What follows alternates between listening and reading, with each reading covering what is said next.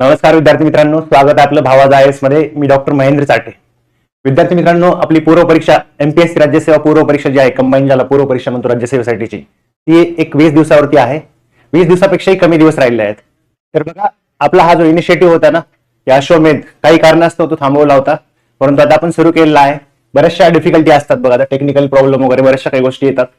तर हा अश्वमेध जो आपला थांबलेला होता तो सुरू केलेला आहे. याच्यामध्ये माझा हा मानस आहे, माझा मनोदय आहे की पुढच्या एक 10 ते 15 दिवसांमध्ये तुमचे सगळे विषय कव्हर करायचे, जेणेकरून तुम्हाला कमीत कमी 3 दिवस तरी वेळ राहायला पाहिजे. आता हे सगळं तुमच्या प्रतिसादावर अवलंबून आहे बघा. म्हणजे प्रतिसाद जर आपला चांगला भेटला तर नक्कीच म्हणजे एका दिवसामध्ये एक विषय आपण संपू, म्हणजे 7 दिवसामध्ये 7 विषयही संपू, आणि तेही सिस्टमॅटिकली एक ऑर्गनाइज पद्धतीने बघा. सिस्टमॅटिक आणि ऑर्गनाइज पद्धतीने म्हणजे कसं बघा, तर सब्जेक्ट घेतल्यानंतर पूर्ण सब्जेक्टचं अंडरस्टँडिंग डेव्हलप करणं, त्याचं PYQ जे आहेत ते पूर्णपणे त्याचं मॅपिंग करणं. आता PYQs मॅपिंग PYQs तर बघणारच आहोत, त्यासोबतच जे कीवर्ड्स आहेत सगळ्या गोष्टी, म्हणजे 2014 पासून 2025 पर्यंत सगळ्या ज्या एक्झामिनेशन झालेल्या आहे राज्यसेवेच्या, त्याच्यामधल्या अर्थशास्त्राचे म्हणजे तुम्ही पूर्ण अनालिसिस बघाल, मॅपिंग बघाल, कुठल्या टॉपिक मधून किती क्वेश्चन येतात आहेत, त्यांचं पर्सेंटेज किती आहे, कुठल्या डायव्हर्सिटीचे क्वेश्चन आहेत, करंटचे कुठले क्वेश्चन आहेत, हे सगळं मॅपिंग बघा. हे इयर वाईज सुद्धा आपण घेतलंय, म्हणजे 15 क्वेश्चन हे कॉन्स्टंटली आलेले आहेत बघा. 2025 आपण सुरुवातीला घेतलं, हे सगळं मॅप करणार आहोत आपण, किंवा ओव्हरऑल ट्रेंड जाणून घेणार आहोत. किंवा तुम्ही म्हणाल हे जर फील येणं फील येण्यासाठी तुम्हाला आपण जे पूर्व परीक्षेचे जे पेपर आहेत तुमचे जशाल तशा आयोगाचे, ते पूर्णपणे आपण अनालिसिस करणार आहोत, पूर्ण अंडरस्टँडिंग डेव्हलप करणार आहोत. 2025 पासून रिव्हर्स मध्ये गेलं आपण 2014 पर्यंत, तर सगळे PYQs बघणार आहोत. तर हे लक्षात घ्या. आता आपला अर्थशास्त्र हा विषय आपण कंप्लीट करतोय. तुमच्या प्रतिसादावर 1 दिवसातही कंप्लीट करू, नाहीतर असं 3-4 दिवसामध्ये फिनिश करायचं माझं मनोदय आहे. अल्टिमेटली तुमच्यावर डिपेंड आहे. बघा, 15 क्वेश्चन कॉन्स्टंटली येतात. सिलेबस जरी तुम्हाला थोडासा वास्ट वाटला इकॉनॉमिक्स अर्थशास्त्राचा, एक गोष्ट लक्षात घ्यायची, त्याच्यामध्ये डेफिनेटनेस आहे. सिलेबस जो आहे आणि जे PYQs आहेत ना, जो PYQचा पॅटर्न आहे, मागील वर्षाच्या प्रश्नपत्रिका ज्या आहेत त्यांचा जो पॅटर्न आहे त्याच्यामध्ये एक डेफिनेटनेस दिसेल तुम्हाला. आता हे सगळे PYQs आपल्याला 1 बाय 1 सॉल्व्ह करायचे आहे, त्याचं मॅपिंग करायचं आहे सिलेबस वाईज, पर्सेंटेज वाईज, आणि कुठल्या कुठल्या घटकामधून किती क्वेश्चन येतात हे सगळं आपल्याला पाहायचं आहे. तर बघा, याची अंडरस्टँडिंग सगळ्यात पहिली स्टेप आहे बघा. अंडरस्टँडिंग अशी डेव्हलप करणं की म्हणजे हा जो सब्जेक्ट आहे, आता आपला सब्जेक्ट कुठला आहे, अर्थशास्त्र. तर या विषयावरती कुठल्या कुठल्या घटकातून किती क्वेश्चन येतात हे आधी डेव्हलप करणं. पर्सेंटेज वाईज तुम्हाला दाखवतोच आहे मी तुम्हाला पूर्णपणे, पण तुम्ही आधी ही गोष्ट लक्षात घ्या. आपण अर्थशास्त्र हा सब्जेक्ट म्हटलं की लक्षात घ्यायचं आपल्याला 15 क्वेश्चन येतात, म्हणजे 30 मार्क्स लक्षात घ्यायचे. एक मार्कवर तुमचं मेरिट अल्टिमेटली कुठल्या कुठे फेकले जातो, तुम्ही ही गोष्ट लक्षात घ्यायची आहे. तर 15 क्वेश्चन म्हणजे 30 मार्क्स असतात बघा. आणि या सब्जेक्टमध्ये कमीत कमी 12-13 क्वेश्चन व्यवस्थित ऑर्गनाइज पद्धतीने गेल्यानंतर 13 क्वेश्चन पर्यंतही बरोबर आणता येतात. ते कसं ते बघूया. बघा, अर्थशास्त्र हा जो विषय आहे ना, तर याच्यामध्ये जर सब्जेक्टचं तुम्ही अनालिसिस केलं, म्हणजे PYQs यासाठी महत्वाचे असतात. मी कविता म्हणून पण दाखवलं होतं बघा, मन तुझं जलतरंग लहरी तुझा साज म्हणून. जे गाणं आलं होतं त्याच्यावरती कविता घेतली होती, काय, मन तुझं जलतरंग लहरी तुझा साज, दरवर्षी परकी वाटते तुझ्या प्रश्नपत्रिकेची गाज. तर MPSCचं उत्तर येतं त्याच्यामध्ये, MPSC कडनं. हे विद्यार्थ्याची कंप्लेंट होती आतापर्यंतची, काय, मन तुझं जलतरंग लहरी तुझा साज, दरवर्षी परकी वाटते तुझ्या प्रश्नपत्रिकेची गाज. तर MPSCचं उत्तर येतं की चाल माझी जरी फसवी तरी PYQs सिलेबस दगाबाज नाही, भरतीचा माज नाही, OOTची लाज नाही. अशा पद्धतीची एक कविता पण घेतलेली आहे बघा मी. पण मला सांगायचं काय इथं तुम्हाला, हे जे क्वेश्चन येतात ना, म्हणजे 2025चा जर पेपर बघितला आपण 2025चा, आणि तो पेपर जर मागचे जे 2014 पासून 2024 पर्यंत जे PYQच्या दृष्टिकोनातून अनालिसिस तर केलं ना, तर 20 क्वेश्चन तुम्हाला डिरेक्टली जसे आलेले आहेत बघा. 20 क्वेश्चन PYQs मधून मागच्या 10 वर्षाच्या. तसंच पेन बदलतो असा, ठीक आहे. 20 क्वेश्चन बघा, 20 क्वेश्चन हे जसे आलेले आहेत. 30 क्वेश्चन असे आलेले होते की तुम्ही PYQ व्यवस्थित केले तर तुम्ही त्या उत्तरापर्यंत जाऊ शकता. कमीत कमी 25%, जास्तीत जास्त 75%, 50%, 60%, 70% मदत करत असतात तुम्हाला ते आलेल्या प्रश्नाला टॅकल करण्यासाठी. मी ऑलरेडी स्ट्रॅटेजीच्या व्हिडिओमध्ये सांगितलेलं आहे तुम्हाला की फक्त रीड करणं, नॉलेज मिळवणं, इन्फॉर्मेशन गॅदर करणं म्हणजे एक्झाम क्लिअर करणं हे इक्वेशन नाहीये. तिथे तुम्हाला प्रॉपर अनालिसिस लागतं. त्यामुळे हे अनालिसिस आपण करत आहोत. आता बघा, अर्थशास्त्र म्हटलं की एक 8-10 घटक भेटतील तुम्हाला, मुख्य घटक. जास्तीत जास्त 12 घटक भेटतील तुम्हाला की त्याच्यावर पुन्हा पुन्हा प्रश्न विचारले जातात. आता घटक कुठले बघा, सगळ्यात पहिली गोष्ट, सगळ्यात जास्त वेटेज जर कशा असेल तर स्कीम्सला बघा, म्हणजे योजना ज्याला आपण म्हणतो, म्हणजे केंद्र शासनाच्या योजना असतील, राज्य शासनाच्या योजना असतील, महाराष्ट्र स्पेसिफिक किंवा इतर राज्यामध्येही काही योजना सुरू झालेल्या असतील. म्हणजे बघा, ओडिसामध्ये सीएम पुष्टी योजना सुरू झाली होती बघा, म्हणजे न्यूट्रिशनशी रिलेटेड ती योजना होती, त्याच्यावरती प्रश्न विचारला. किंवा गिग वर्कर जे आहेत, आता गिग वर्कर जे डिलिव्हरी पार्टनर्स काम करत असतात बघा, डिलिव्हर फूड डिलिव्हरी किंवा बाकीचे काही फॅसिलिटीज प्रोव्हाइड करत असतात, सर्व्हिसेस प्रोव्हाइड करत असतात, त्यांच्यासाठी कुठली पॉलिसी झाली असेल. किंवा महाराष्ट्रातून महाराष्ट्र मुख्यमंत्री सौर योजनेवरती पण प्रश्न विचारला होता, सौर विद्युत वाहिनी योजना. ठीक आहे, अशा पद्धतीचा पण प्रश्न विचारला होता. म्हणजे राज्याच्या योजना आपल्या तर राज्याच्या महत्वाच्या आहेत, पण त्यासोबतच महत्वाच्या काही योजना मागच्या काही वर्षामध्ये सुरू झालेल्या असतील तर त्या योजना तेवढ्याच महत्वाच्या असतात बघा. स्कीमवरती कमीत कमी एक 3 ते 4 प्रश्न विचारले जातात बघा. मग ते अर्थशास्त्राच्या बाजूने बोलतो मी, फक्त अर्थशास्त्राच्या स्कीम जर बघायचं झालं 3 ते 4 प्रश्नापर्यंत प्रश्न विचारले जातात. मग मी सांगितलं, मग स्कीम मध्ये योजनामध्ये मग आपण सगळे बघतो बघा, प्लॅनिंग मध्ये वेगवेगळ्या योजना सुरू झालेल्या बघतो. म्हणजे पहिल्या पंचवार्षिक योजनेपासून 12व्या पंचवार्षिक योजनेपर्यंत ते 12 पंचवार्षिक योजना संपल्यानंतर नीती आयोगाच्या मार्गदर्शनाखाली सुद्धा विजन डॉक्युमेंट किंवा बाकीच्या गव्हर्नमेंटने स्कीम लॉन्च केलेल्या आहेत त्या पाहत असतो. म्हणजे गव्हर्नमेंटच्या फ्लॅगशिप स्कीम ज्या आहेत ना, त्या तर तेवढ्या महत्वाच्याच आहेत. म्हणजे कुठल्या प्रधानमंत्री जनधन योजना असेल किंवा शेतकऱ्यांसाठी दुसऱ्या कुठल्या योजना सुरू केलेल्या असतील, पीएम किसान असेल, हे म्हणजे आवडत्याच आहेत बघा. किंवा फूड सिक्युरिटी ऍक्ट जो आहे आता, तो नॅशनल फूड सिक्युरिटी ऍक्ट, त्याच्यानुसार मग पीएम पोषण वगैरे त्याच्याशी रिलेटेड योजना आहेत बघा. हे सगळं बघणार आहोत. मला सांगायचं काय, स्कीमवरती 3 ते 4 क्वेश्चन विचारले जातात. मग त्याच्यामध्ये अंत्योदय स्कीमवरती प्रश्न विचारलेला आहे, अन्नपूर्णा योजनावरती प्रश्न विचारलेला आहे, अमृत जी योजना असते त्याच्यावरती प्रश्न विचारलेला आहे, उदय डिस्कॉम जी स्कीम असते त्याच्यावरती प्रश्न विचारलेला आहे, उजाला स्कीम होती किंवा उज्ज्वला स्कीम होती त्याच्यावरती प्रश्न विचारलेला आहे, किंवा योजनेमध्ये जे काय किंवा योजनेनंतरच्या कालखंडामध्ये सुद्धा जे योजना लॉन्च केलेल्या आहेत बघा. मग त्याच्यामध्ये म्हणजे मेन योजना सांगतोय, त्याच्यामध्ये बाकीच्याही योजना इंटिग्रेट झालेल्या आहेत. रॅशनलायझेशन ऑफ पॉलिसी ज्याला म्हणतो ना, त्या गोष्टी झाल्यात. मग कुठल्या NURLM जे आहे, सॉरी NRLM आहे किंवा NULM आहे. म्हणजे काय बघा, NULM हे आपण फक्त मॅपिंग करतोय बरं का, लक्षात घ्या. दुसरं आहे NRLM, आणि ह्याच्या आधी दीनदयाल उपाध्याय असं योजना आहे बघा, दीनदयाल अंत्योदय योजना, हे पण नाव दिलं आहे. ठीक आहे, तर हे NULM म्हणजे काय, नॅशनल अर्बन लाईव्हलीहूड मिशन, म्हणजे राष्ट्रीय शहरी उपजीविका किंवा आजीविका अभियान. आणि ही जे आहे ग्रामीण, याच्यामध्ये बऱ्याचशा योजना म्हणजे इंटिग्रेट केलेल्या आहेत बघा. म्हणजे शहरी मधल्या सुद्धा असतील किंवा ग्रामीण मधल्या ज्या आहेत त्याच्या योजना, ते आपण सगळं पाहणार आहोत. मला सांगायचं काय, स्कीमवरती तुम्ही जाता एक्झामिनेशनला म्हणजे 3 ते 4 प्रश्न विचारलेले आहेत, म्हणजे विचारलेले आहेत. स्कीम आपल्याला पूर्ण करून जायचं. मी तुमचा सब्जेक्ट पूर्ण प्रिपेअर करून घेणार आहे बघा, तुमच्या रिस्पॉन्स वरती आहे. अल्टिमेटली तुमचा रिस्पॉन्स भेटला ना, तुम्ही 2 दिवसात 1 दिवसात सुद्धा सब्जेक्ट तुमचा कसा प्रिपेअर करून घेतो सिस्टमॅटिकली बघा तुम्ही फक्त. तर 3 ते 4 प्रश्न स्कीमवरती येतात, ही गोष्ट लक्षात ठेवायची. दुसरा महत्वाचा चंक आहे बघा अर्थशास्त्रामधला, लोकसंख्या, पॉप्युलेशन. तर लोकसंख्या म्हटलं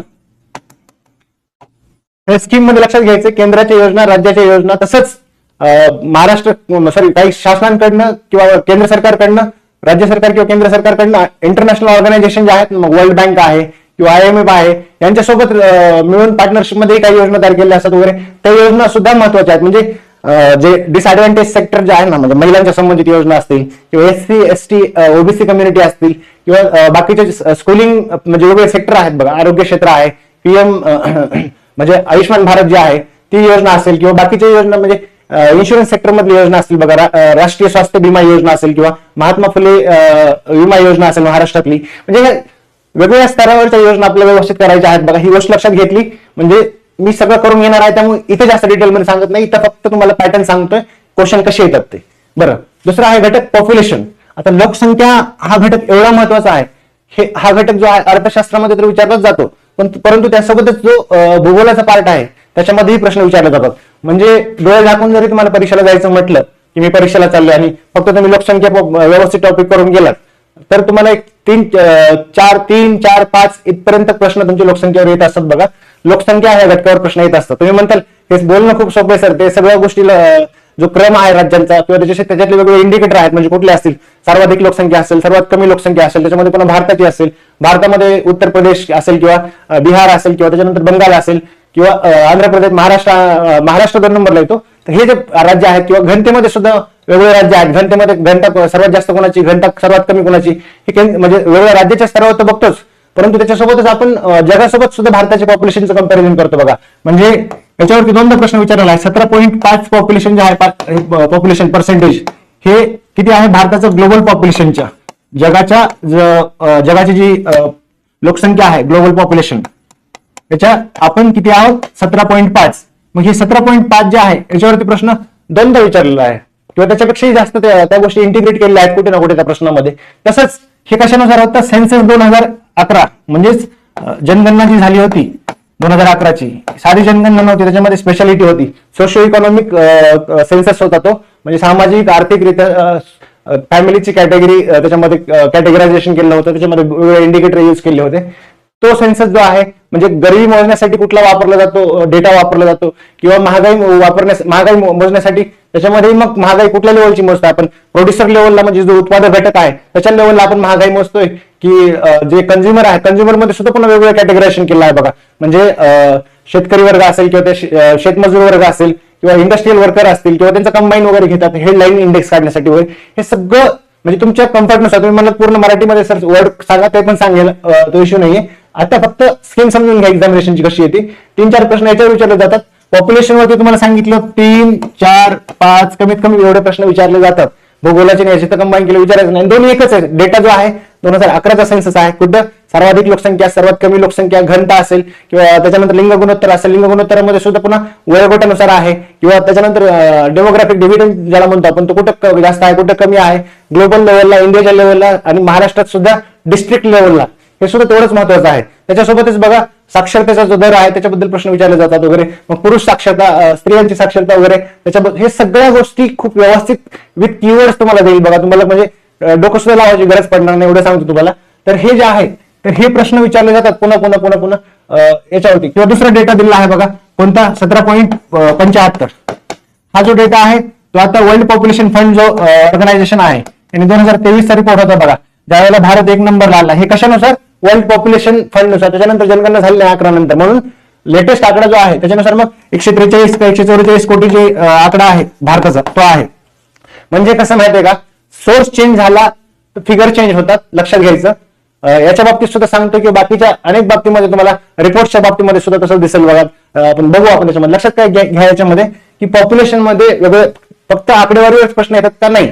तर पॉप्युलेशन जे आहे डेमोग्राफिक्स त्याच्याशी रिलेटेड ज्या की टर्मिनॉलॉजी आहेत बघा. टोटल फर्टिलिटी रेट आहे, म्हणजे टोटल फर्टिलिटी रेट म्हणजे आता किती रिप्लेसमेंट लेवलच्या खाली आलेला आहे इंडियाचा वगैरे. रिप्लेसमेंट लेवल म्हणजे काय, पुनर्स्थापनेचा दर काय असतो, त्याच्यानंतर बेरोजगारीमध्ये बघतो बघा, वर्क फोर्स असेल किंवा लेबर फोर्स असेल किंवा बेरोजगार रोजगार, ते आपण तिकडे बघू. पण याच्यामध्ये लक्षात घ्या, हे सांगायचं मला की पॉप्युलेशन मध्ये मग वेगळे कॅटेगरायझेशन बघतो आपण, किंवा डेमोग्राफी रिलेटेड की टर्मिनॉलॉजीज बघतो. हे सांगत होतं, संज्ञा बघत असतो याच्यामध्ये. म्हणजे जन्मदर काय असतो, मृत्यू दर काय असतो, माता मृत्यू दर काय असतो, किंवा नॅचरल रेट ऑफ ग्रोथ काय असते, किंवा दशकीय वाढ किती झाली होती किंवा वार्षिक वाढ किती झाली होती, याच्याशी रिलेटेड गोष्टी आहेत, किंवा टर्मिनॉलॉजी आहेत, किंवा सिद्धांत लोकसंख्येच्या संदर्भामध्ये वेगवेगळे सिद्धांत दिलेले आहेत बघा. म्हणजे डेव्हिड रेकॉर्डचा सिद्धांत असेल किंवा माल्थसचा सिद्धांत असेल. माल्थसने सांगितलं होतं की हे जे आहे जिओमेट्रिक पॅटर्न नुसार जे आहे पॉप्युलेशन वाढतीये, भौमितिक पॅटर्न नुसार, आणि जी लोकसंख्या आहे ती गणितीय पॅटर्न नुसार, किंवा त्याला अरिथमॅटिक मीन ज्याला म्हणतो, अरिथमॅटिक मल्टिप्लिकेशन ज्याला म्हणतो, लोकसंख्या अन्नधान्य किंवा जे रिसोर्सेस आहेत त्याप्रमाणे वाढत आहेत, अशा पद्धतीचा याचा माल्थसचा सिद्धांत होता. त्यांनी मग पुढे पॉझिटिव्ह चेक्स, निगेटिव्ह चेक सांगितलं. त्यांनी सांगितलं हे युद्ध होत आहे, रोगराई होतीये, माणसं मरतायत, चांगली गोष्ट आहे, निसर्गाचं एक पॉझिटिव्ह चेक वगैरे आहे तसं सांगितलं होतं वगैरे. बरं, त्याच्यानंतर बाकीचे सिद्धांत बघायच्याशी लोकसंख्याशी रिलेटेड, म्हणजे डेमोग्राफिक ट्रान्झिशन सिद्धांत, लोकसंख्या संक्रमणाचा सिद्धांत ज्याला आपण म्हणतो, हे अशा पद्धतीचे सिद्धांत आहे. किंवा बरेचसे सिद्धांत बघतो ते दिले कुणी, त्याच्यामध्ये कुठल्या कुठल्या गोष्टी अभिप्रेत आहेत वगैरे, हे सगळ्या गोष्टी आपल्याला व्यवस्थित पाहिजेत. म्हणजे तुमच्या रिस्पॉन्सवर डिपेंड आहे बघा. आपण पीवायक्यू सगळे जशाल तसं त्या सॅम्युलेटेड याच्यामध्ये सुद्धा बॅकग्राऊंड मध्ये सुद्धा आपण कव्हर करतोय, परंतु आधी समजून घ्या स्कीम काय, कशा पद्धतीचे प्रश्न विचारले जातात, किती विचारले जातात. बरं, पुढचा याच्यामध्ये घटक आहे बघा, महत्वाचा घटक ज्याच्यावर पुन्हा पुन्हा प्रश्न विचारले जातात, तो आहे बघा इंडिकेटर्स अँड रिपोर्ट्स. म्हणजे काय, निर्देशांक आहेत बघा वेगवेगळे, इंडिकेटर्स अँड रिपोर्ट्स, किंवा वेगवेगळे अहवाल येतात, वेगवेगळ्या संस्था असतात, मग ते शासकीय असू शकतात, आंतरराष्ट्रीय पातळीचे असू शकतात, किंवा राष्ट्रीय पातळीचे असू शकतात. त्यांनी जो आर्थिक वाढ आहे, इकॉनॉमिक ग्रोथ म्हणतो आपण, आणि दुसरा आहे डेव्हलपमेंट, जो विकास जो आहे, आर्थिक विकास म्हणा किंवा फक्त विकास म्हणा, याच्यामध्ये म्हणजे हळूहळू मानवामध्ये समज निर्माण झाली. या दोन गोष्टी वेगवेगळ्या आहेत.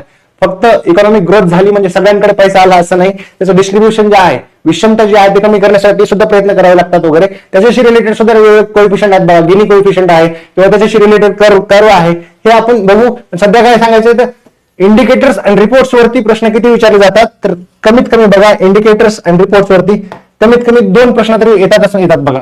कमीत कमी सांगतो त्याच्यापेक्षा जास्तही प्रश्न आलेले आहेत एका वर्षी. म्हणजे रिपोर्ट्स मध्ये कुठल्या एक बघायचं झालं तर फेमस 4 रिपोर्ट सांगेल मी तुम्हाला. डिटेलमध्ये बघायचं झालं तर एक 10 ते 15 रिपोर्ट्स, 15 पर्यंत एक राहील धरा, ते सगळे सांगेल तुम्हाला. म्हणजे ते सगळं कव्हर करणार आहे. त्याचं सध्याची रँकिंग काय आहे, सध्याचं करंट मध्ये अपडेट काय आहे, म्हणजे सीपीआय जे आहे कन्झ्युमर प्राइस इंडेक्स, ग्राहक किंमत निर्देशांक ज्याला म्हणतो, त्याच्यामध्ये जे बेस इयर आहे ते बदललेलं आहे बघा. ग्राहक किंमत निर्देशांक कोण ठरवतं, मंत्रालय ठरवतं का, ऑर्गनायझेशन ठरवतं, एनएसओ ठरवतं का, सीएसओ ठरवतं, त्याचं मिळून आता फक्त एनएसओ झालेलं आहे. मग तरी जरी असलं तरी त्यांचे फंक्शन जे आहे ते मेंटेन केले आहेत, रिपोर्ट कुठले पब्लिश करतात वगैरे याच्यावरती प्रश्न विचारले जातात. मग आता हे रिपोर्ट्स मध्ये बघा मी सांगतो, एक ग्लोबल लेवलचे रिपोर्ट सांगितले तुम्हाला ग्लोबल, आणि दुसरं सांगितलं नॅशनल लेवलचे. आता ग्लोबल लेवलचे सुद्धा मग वेगवेगळ्या सेक्टरनुसार रिपोर्ट्स आहेत बघा. महत्वाचे रिपोर्ट जर बघायला झालं ना तर सगळ्यात महत्वाचा आहे बघा HDI, ह्युमन डेव्हलपमेंट इंडेक्स, मानवी विकास निर्देशांक. याच्यावरती कमीत कमी तुम्हाला म्हणजे ह्याच्यावरतीच नाही, कारण याला रिप्लेस केलेला आहे बघा. म्हणजे हे पोलीस सिंथेसाइज केला मानवी विकास निर्देशांक, विकासाच्या बद्दल जे आकलन झालं, म्हणजे प्रोफेसर मेहबूब उलग जे आहे पाकिस्तानचे, किंवा त्याच्यामध्ये अमर्त्य सेनचा पण काही वाटा होता, किंवा गाउंटलेट वगैरे त्यांचं काय कॉन्ट्रीब्युशन होतं, किंवा त्याच्या व्यतिरिक्त लॉर्ड मेघानंद शाह म्हणून होते, त्यांचं पण कॉन्ट्रीब्युशन होतं वगैरे. मला सांगायचं काय, याला बाकीच्या रिप्लेसमेंट काय आले, MPI आले बघा, मल्टी डायमेन्शनल पॉवर्टी इंडेक्स आहे, किंवा त्याच्यानंतर जेंडर डेव्हलपमेंट इंडेक्स आहे बघा.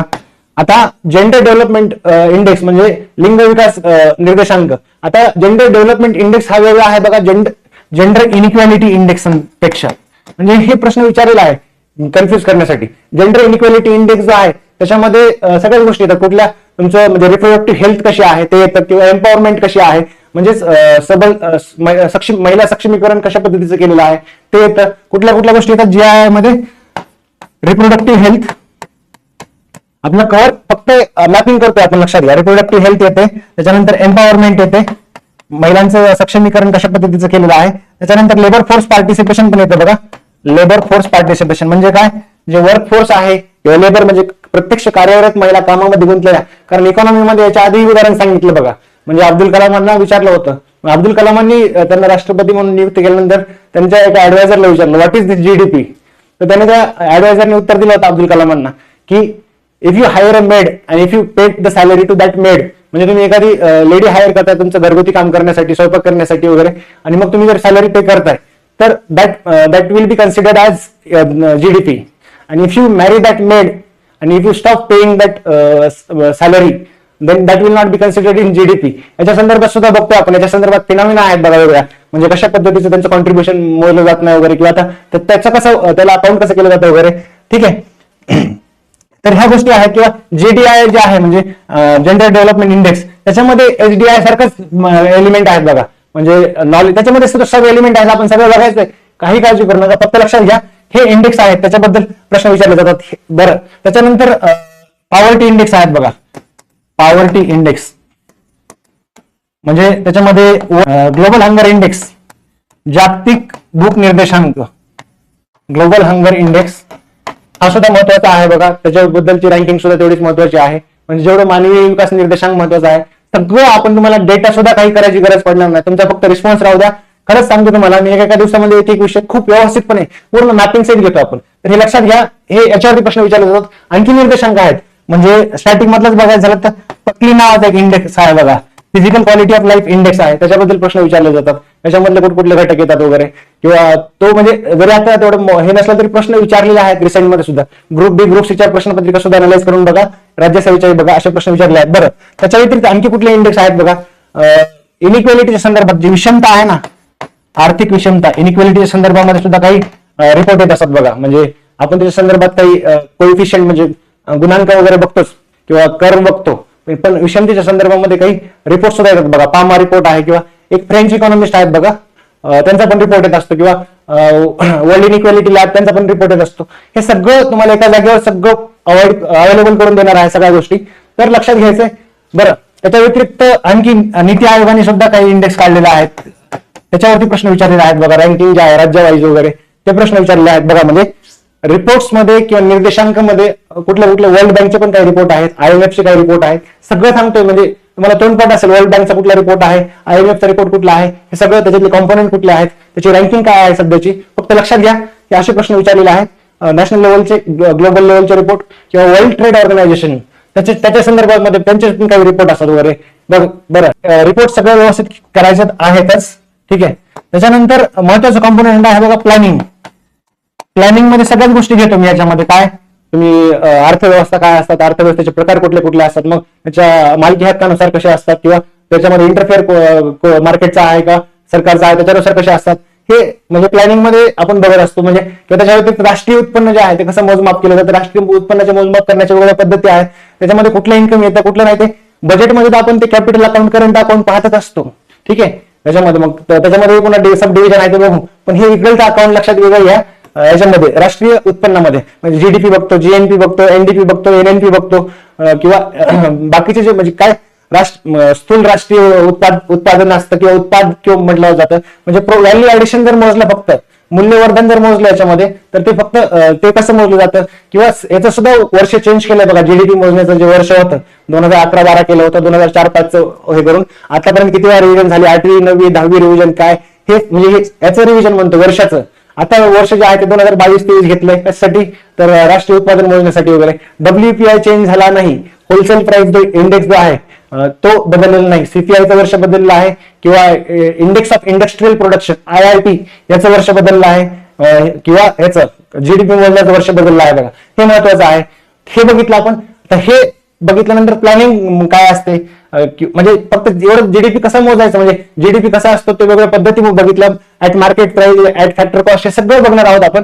त्याच्या पुढे आपण म्हणजे हे पाहतो बघा प्लॅनिंग म्हणजे काय असतं बाबा. अर्थव्यवस्थेमध्ये नियोजनाची गरज, किंवा भारतामध्ये त्याचा इतिहास काय राहिला आहे, विश्वेश्वरय्याची योजना असेल, किंवा सुभाषचंद्र बोसाच्या अध्यक्षतेखाली कमिटी स्थापन केली असेल, किंवा त्याच्यानंतर बॉम्बे योजना होती बघा, किंवा गांधी योजना होती, किंवा पीपल्स प्लॅन म्हणजे जन योजना होती, किंवा सर्वोदय योजना होती अग्रवाल यांची.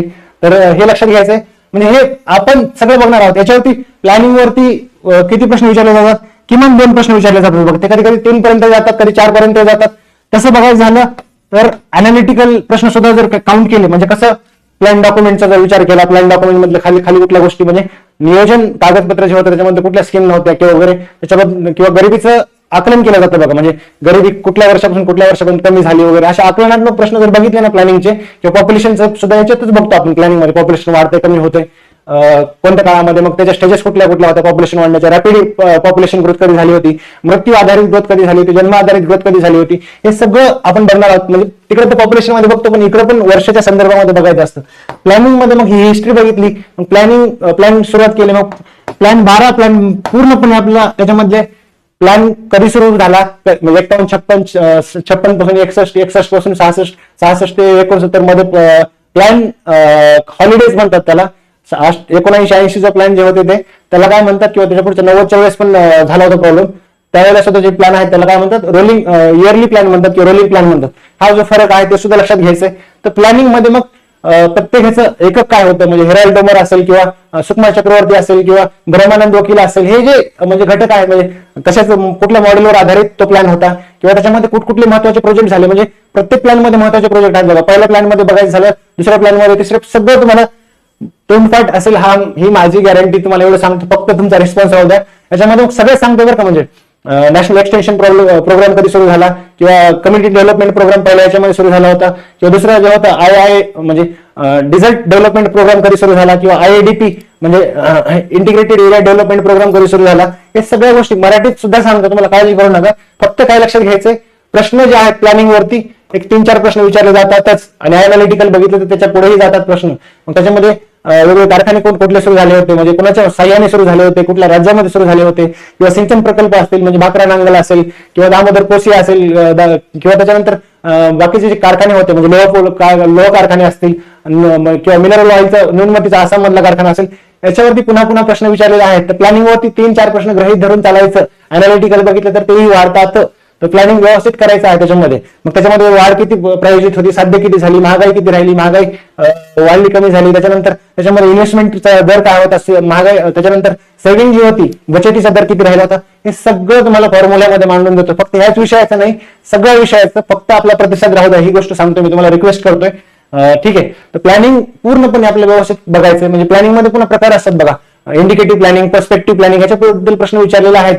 म्हणजे निर्देशात्मक नियोजन असेल किंवा कमांड प्लॅनिंग म्हणजे आदेशात्मक नियोजन असेल, त्याला वेगवेगळे नाव आहेत, ते पूर्ण बघू आपण. ते कन्फ्युज कुठे होतं, वेगवेगळे नावं आले किंवा त्याच्याबद्दल डिटेलमध्ये विचारले तर मग ते आपण व्यवस्थित सगळ्या गोष्टी करणार आहोत. मी काय सांगतोय, आता जेवढे लाईव्ह आहे 10-12 माझ्यासाठी खूप झालं माहितीये का. उपाशी पोटी कीर्तन होत नाही. इतक्या दिवस माझा गॅप पडला शिकवण्यासाठी, कारण पोटा पाण्याची व्यवस्था बघावी लागली मला, लक्षात ठेवा. तर माझा हा नाद आहे, लक्षात घ्यावा, माझा छंद आहे. तुम्हाला काय म्हणजे एक्झामिनेशन मध्ये किती फायदा होईल, किती प्रमाणात होईल हे तुम्हाला पाहायला भेटेल. फक्त आपला रिस्पॉन्स भेटू द्या, ही गोष्ट विनंती माझी. बरं, प्लॅनिंग वरती प्रश्न विचारले जातात.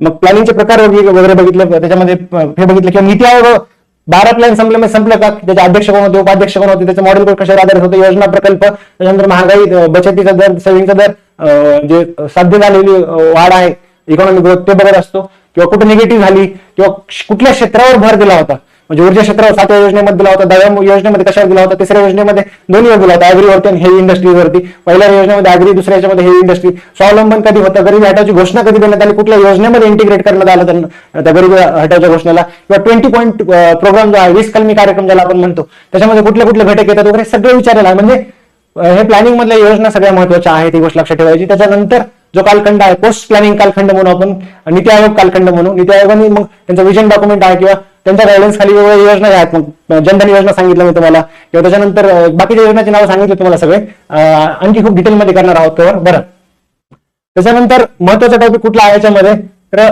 एक आहे बघा पॉवर्टी. दारिद्र्य ही जी संकल्पना आहे ना, म्हणजे सापेक्ष दारिद्र्य, निरपेक्ष दारिद्र्य, फरक काय, तुलनात्मक दारिद्र्य म्हणजे काय, ऍब्सोल्यूट पॉवर्टी म्हणजे काय, हे त्याचे प्रकार झाले. दारिद्र्य म्हणजे बेसिक गरजांना भागणं. आता बेसिक गरजांना भागणं म्हणजे कुठल्या गरजा कुठल्या आहे, त्याच्यानुसार सुद्धा मग वेगवेगळे भेदभाव झाले बघा. तेंडुलकर समितीने आरोग्याला, शिक्षणाला सुद्धा त्याचं सुद्धा इंटिग्रेट केलेलं आहे. किंवा आधी फक्त कॅलरीवर उपयोग होत होता, किंवा त्याच्यामध्ये आता मल्टी डायमेन्शनल पॉवर्टी मध्ये आणखी इंडिकेटर ऍड केले आहेत. पॉवर्टी म्हणजे काय हे त्याच्या डेफिनेशन नुसार बदलतं. तर मग त्याच्यासाठी आता ग्लोबल लेवलला, जागतिक लेवलला कुठले कुठले निर्देशांक आहे, मल्टी डायमेन्शनल पॉवर्टी इंडेक्स खूप जास्त चालतो, त्याच्यावरती प्रश्न विचारले जातात.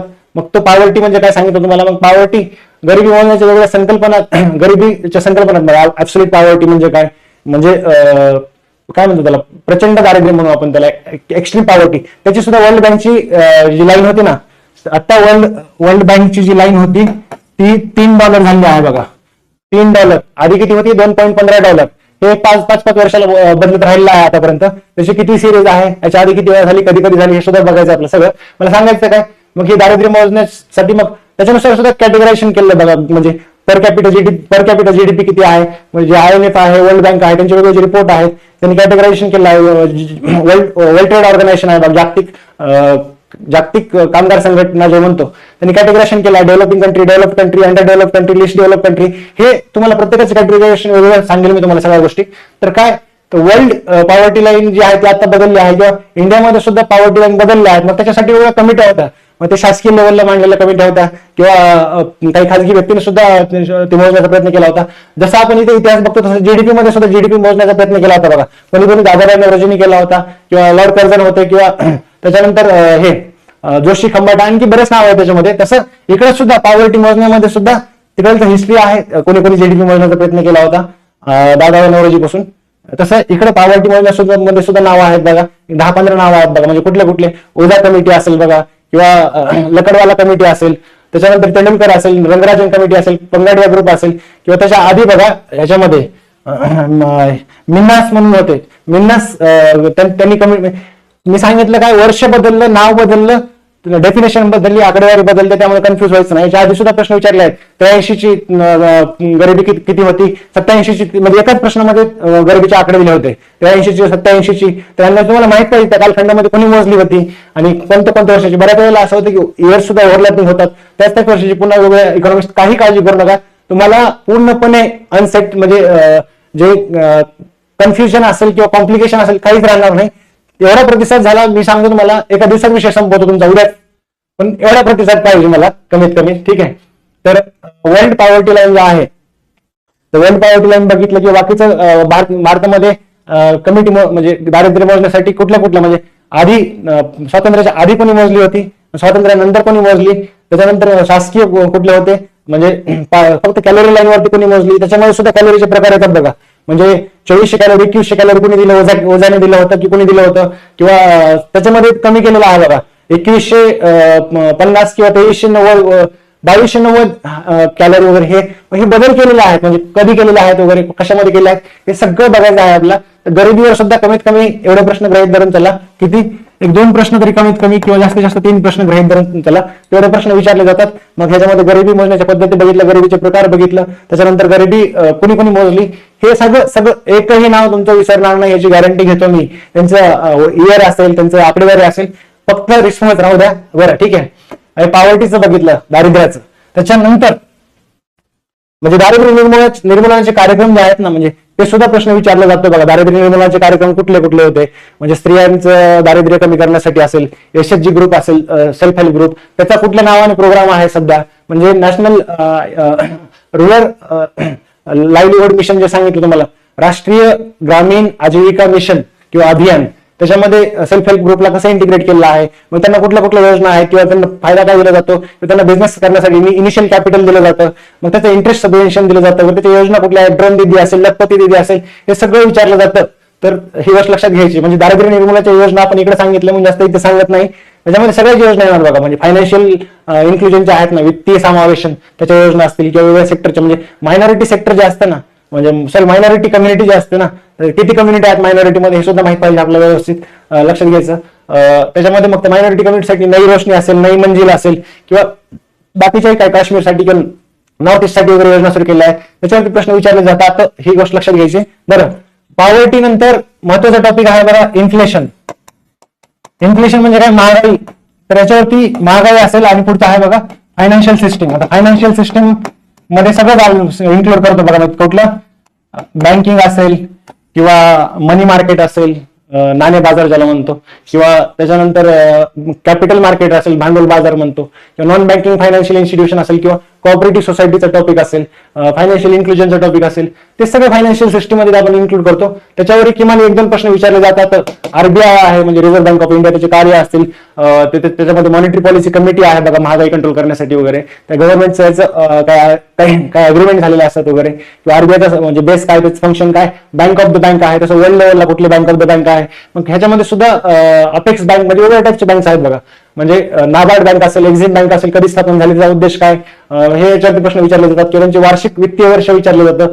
त्याच्या पुढे जाऊन आपण काय पाहतो, म्हणजे याच्यामध्ये सगळं आलं बरं का. मनी सिस्टीम जे आहे ना, पैसा काय असतो, त्याच्या पद्धती कुठल्या आहेत, M1 काय असतं, M2 काय असतं, M3 काय असतं, M4 काय असतं, किंवा त्याच्या आता नवीन पद्धती जी आलेल्या आहे L1, L2, L3 वगैरे, ह्या गोष्टी त्या काय आहे, सगळ्या गोष्टी आपल्याला व्यवस्थित पाहायच्या आहेत.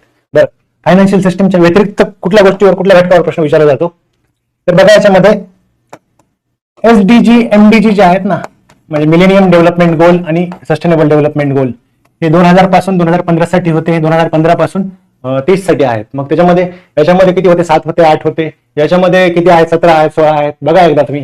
त्याच्यामध्ये पुन्हा किती कॅटेगरी आहेत, 169 कॅटेगरी आहेत का 16-17 कॅटेगरी आहेत, 8च्या उप कॅटेगरी म्हणतोय मी, ठीक आहे. तर हे सगळ्या गोष्टी तिथं आपल्याला पाहायच्या असतात.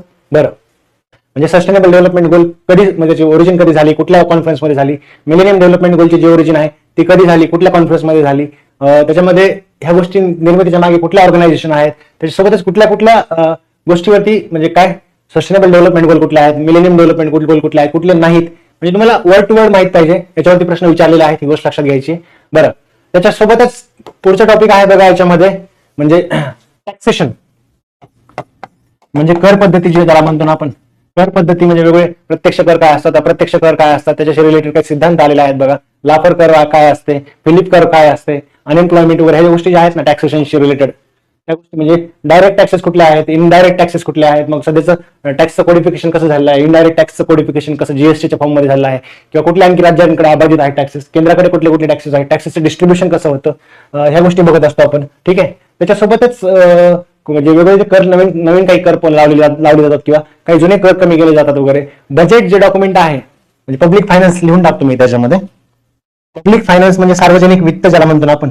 सार्वजनिक वित्त म्हणजे काय, तर पब्लिक फायनान्स ठीक आहे.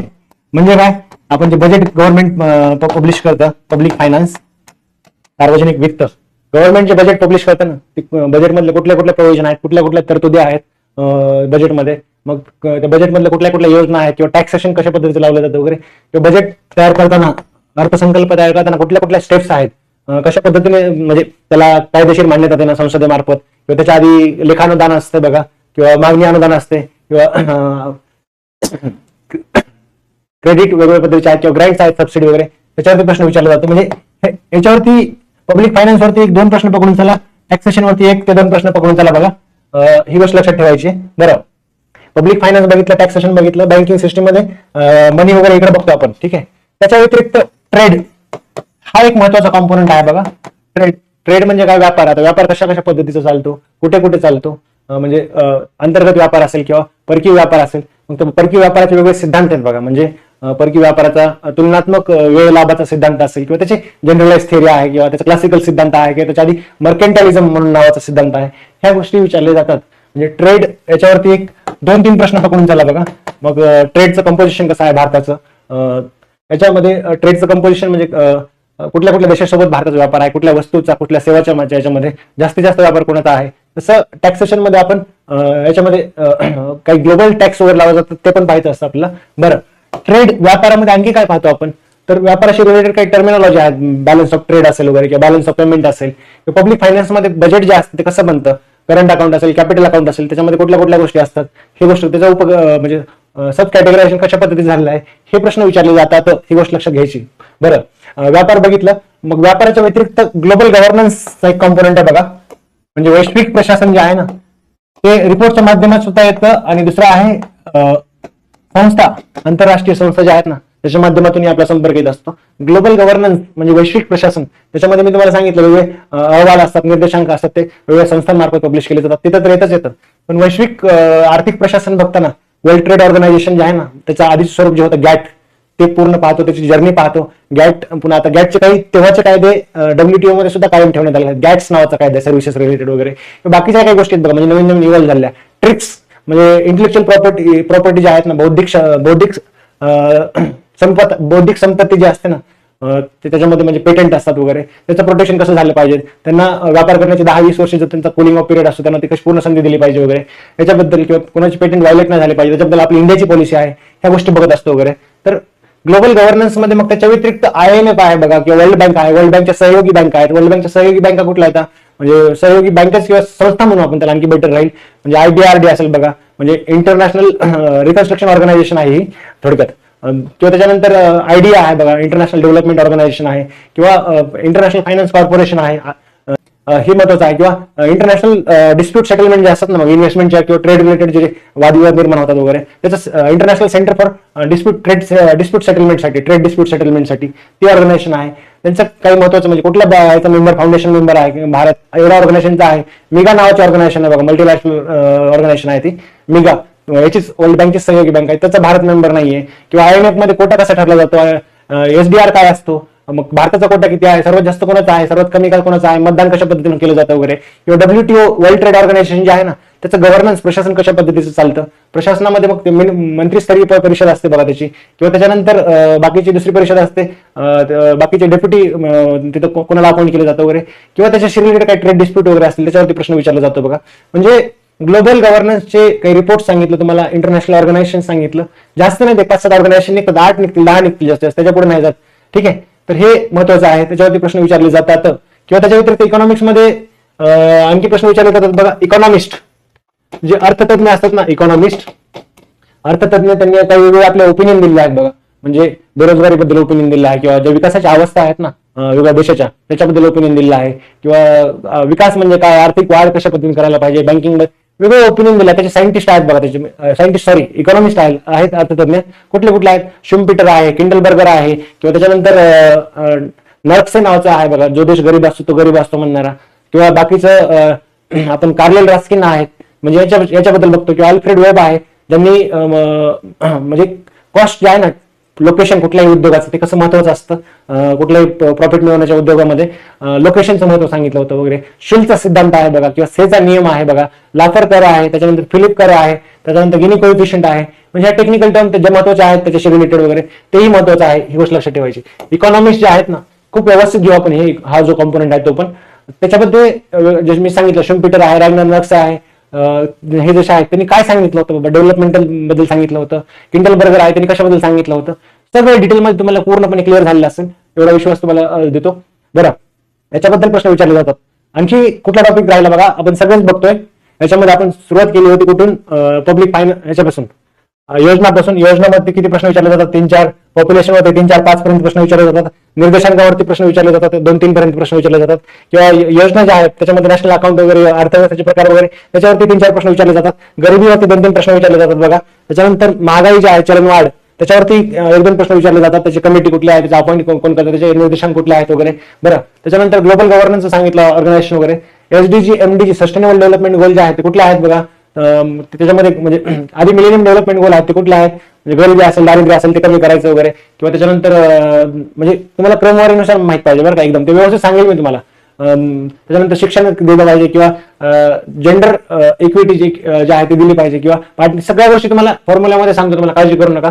सस्टेनेबल डेव्हलपमेंट जे गोल आहेत ते कुठले कुठले आहेत, स्मार्ट सिटीज कुठल्या याच्यामध्ये बसतं वगैरे, तुम्हाला ते इंटिग्रेट स्कीम सोबत करून पण दाखवेल मी तुम्हाला. तर ही गोष्ट लक्षात ठेवायची, याच्यावरती प्रश्न विचारले जातात. त्याच्यानंतर व्यापाराबद्दल सांगितलं, ट्रेड, त्याचे सिद्धांत आहेत, किंवा त्याचं बास्केट काय आहे इंडियाचं, व्यापार कशा पद्धतीने होतो भारताचा, याच्याबद्दल प्रश्न विचारले जातात.